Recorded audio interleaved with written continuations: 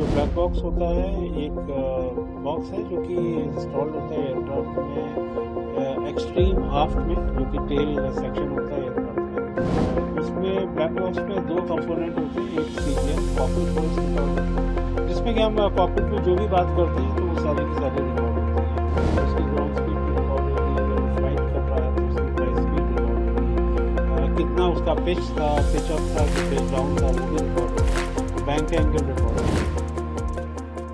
किसी भी विमान हादसे में हादसे के बाद सभी को जिस चीज के मिलने का बेसब्री से इंतजार होता है वो है विमान का ब्लैक बॉक्स। अहमदाबाद में हुए खौफनाक विमान हादसे में 28 घंटे बाद ही सही, लेकिन विमान का ब्लैक बॉक्स मिल गया है। ये तभी की तस्वीरें हैं जब विमान का ब्लैक बॉक्स मेडिकल कॉलेज की छत पर मिला। अहमदाबाद में एयर इंडिया के बोइंग 787 की दुर्घटना में अब तक 265 से ज्यादा लोग मारे जा चुके हैं। मरने वालों में 241 विमान यात्रियों के अलावा मेडिकल कॉलेज के हॉस्टल में मौजूद 24 छात्र भी हैं। इस हादसे ने सिर्फ भारत पर ही नहीं पूरी दुनिया पर असर डाला है। दुनिया भर के एक्सपर्ट इस दुर्घटना के कारणों की तलाश कर रहे हैं।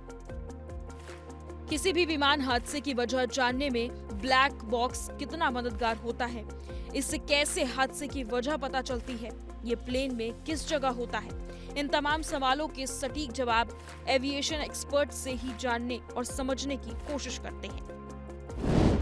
जी, पहली बात तो जो ब्लैक बॉक्स होता है एक बॉक्स है जो कि इंस्टॉल्ड होता है एयरक्राफ्ट में एक्सट्रीम आफ्ट में, जो कि टेल सेक्शन होता है एयरक्राफ्ट का। वहाँ पे इसलिए उसको इंस्टॉल किया जाता है ताकि अगर एयरक्राफ्ट क्रैश हो तो वो लीस्ट डैमेज लोकेशन होगी, और वो इतना स्ट्रॉन्ग बनाया जाता है कि वो it can withstand N explosion also. एक तो उसकी जगह ऐसी चुनी जाती है कि हादसे के बाद भी महफूज रह सके, और उसके निर्माण में ऐसे मटेरियल का इस्तेमाल होता है जो उसकी सुरक्षा कर सके। अब जानिए कि ब्लैक बॉक्स कैसे काम करता है, उसमें दरअसल होता क्या है। और उसमें ब्लैक बॉक्स में दो कंपोनेंट होते हैं, एक सीवीआर कॉकपिट वॉइस रिकॉर्डर, जिसमें कि हम कॉकपिट में जो भी बात करते हैं तो वो सारी की सारी रिकॉर्ड होती हैं, और दूसरा कंपोनेंट होता है उसका डीएफटीआर, जिसको बोलते हैं digital data flight data recorder. और उसमें बेसिकली एयरक्राफ्ट के इंजन के और एयरक्राफ्ट के सारे पैरामीटर्स रिकॉर्ड होते हैं।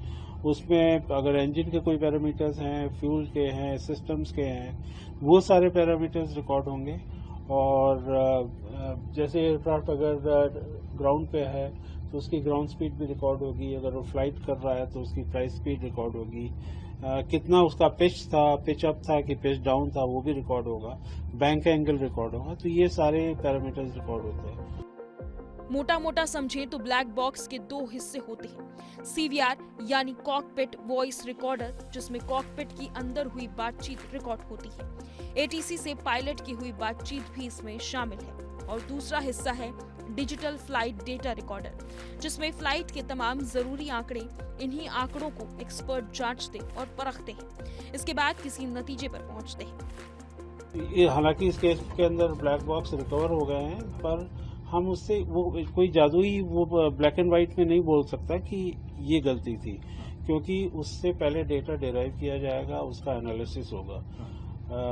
वो सिर्फ हमें डेटा प्रोवाइड करता है, फिर इन्वेस्टिगेटिव एजेंसीज होती हैं, उस डेटा को स्टडी करती हैं, एनालाइज करती हैं, and then they will come to some conclusion कि एक्चुअली में क्या हुआ हो सकता है। तो काफी लोग सोचते हैं कि ब्लैक बॉक्स सब कुछ बता देगा, ऐसा नहीं है। वो हमें सिर्फ डेटा प्रोवाइड करता है, डेटा ये सारी जांच एजेंसियां उसको एनालाइज करती हैं, फिर रिजल्ट पे आती है। ब्लैक बॉक्स मिलने के बाद इसके डेटा को एनालिसिस किया जाएगा और ये पता लगाया जाएगा कि हादसे की वजह क्या थी। दुनिया के किसी भी कोने में जब कोई विमान हादसा होता है तो एक खास स्टैंडर्ड ऑपरेटिंग प्रोसीजर का पालन किया जाता है। अहमदाबाद विमान हादसे में उन देशों की संस्थाएं जांच करेंगी जो किसी न किसी तरीके से इस हादसे से जुड़ी हुई हैं।